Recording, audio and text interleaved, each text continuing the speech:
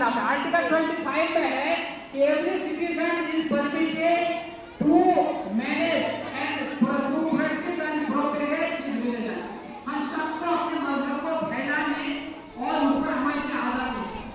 जब मस्जिद नहीं है तो नमाज पढ़ना पड़ेगा, जब मदरसा रहा नहीं तो दीनी तालीम अपने मजहब की तालीम करा देना।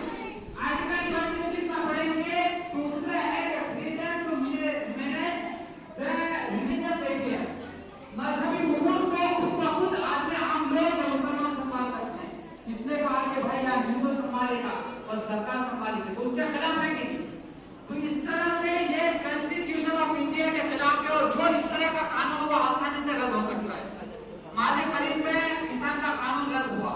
अनवर अली सरकार, जो लोग तारीफ करते हुए जाते हैं, अनवर अली सरकार वर्सेस वेस्ट बंगाल गवर्नमेंट, 1950 में कानून बना और 1952 में सुप्रीम कोर्ट में चैलेंज किया गया, सुप्रीम कोर्ट से कानून रद्द हो गया।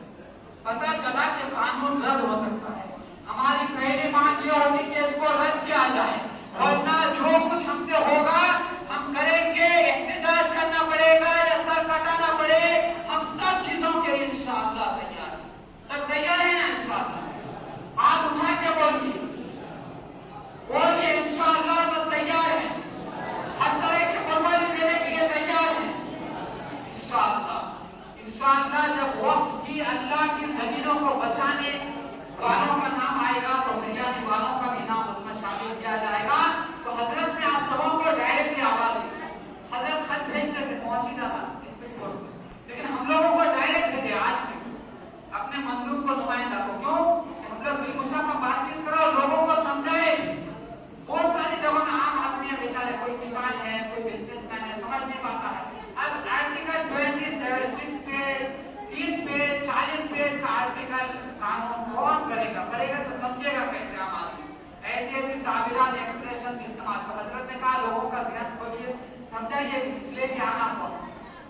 तो आज हजरत के खिदमत में हाजिर हुआ।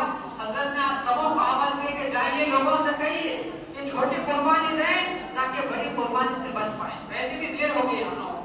अगर जब बाबरी मस्जिद का फैसला आया था उसी वक्त अगर जबरदस्त एहतजाज होता, सिर्फ 2 लाख आदमी निकल जाते, हालत खराब हो जाती सरकार।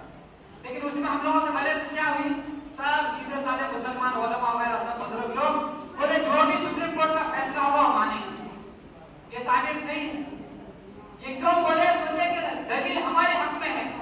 मस्जिद तोड़ के बनाए गए, मस्जिद को तोड़ा गया था, मूर्ति रखी गई थी, तो सोचे फैसला हमारे हक में आया। सुप्रीम कोर्ट ने फैसला कर दिया, तो फैसला तो हुआ लेकिन इंसाफ नहीं। फैसला हुआ लेकिन इंसाफ नहीं हुआ, जजमेंट आया लेकिन जस्टिस नहीं हुआ।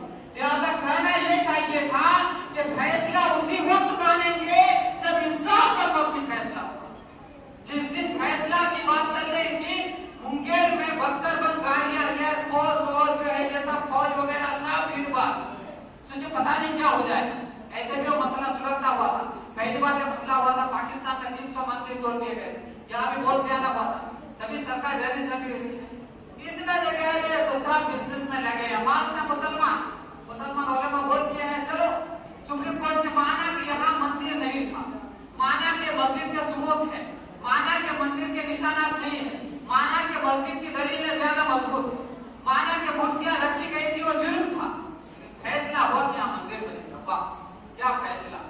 तो इसलिए सुप्रीम कोर्ट में तमाशा देख रही है कि लोग क्या कर रहे हैं। तो हजरत ने कहा कि हमारे मुरीदीन खानखा तो आते ही हैं, इस बार उनसे कहिए कि 2-3 घंटे ज्यादा का रास्ता तय करें और वो पटना, मेरी आवाज पे पटना पहुंचे। अल्लाह की आवाज तो है लेकिन जरिए का भी असर पड़ता है। तो हजरत के जरिए आवाज पहुंची है। तो हजरत ने कहा उन सबों से कहिए कि जितनी ज्यादा तादाद में हो वो पटना गांधी मैदान पहुंचे। हजरत की सदारत में बहुत बड़ा प्रोग्राम रखा गया है। हजरत ने की ख्वाहिश है, उनका टारगेट है कि 15 से 20 लाख मुसलमान जमा हो। तो सरकार पर दबाव पड़ेगा इंशाल्लाह। इस तरह जब प्रेशर पड़ेगा तो सरकार की सोची कि कानून वापस ही कर दिया जाए और वापस ले लें। ठीक है, तो ये हजरत की ये सोच है। भीड़ भाड़ क्यों जरूरी है? आप लोग सोचेंगे कि दर्दमंदाना एक आवाज ही काफी, वो सही है, लेकिन ये मुल्क कैसा है? यहाँ बादशाह चलती है या जमहूरी मुल्क है? बताइए हजरत, ये जमहूरी मुल्क है या बादशाह है? जमहूरी है, डेमोक्रेटिक कंट्री। जमहूरियत के बारे में अल्लामा इकबाल ने कहा कि इस राज को एक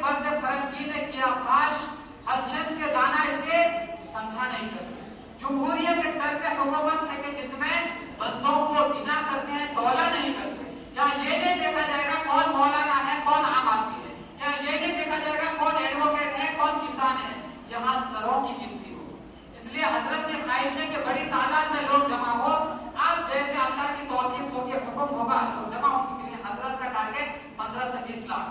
तो इंशाल्लाह उम्मीद है कि यहाँ से बड़ी तादाद में लोग जाएंगे। पहले भी कोई बात आई होगी, तो इंशाल्लाह ज्यादा से ज्यादा तादाद में जाएंगे लोग इंशाल्लाह। मैंने कहा कि हजरत का कहना है 2-3 घंटे का ज्यादा रास्ता है, सब हिम्मत कीजिए, वक्त की नजर को पूरा समझिए। नौजवानों को खासतौर पर तैयार होना चाहिए, जिनको जो है कोई खास वाकई परेशानी हो दूसरों को बता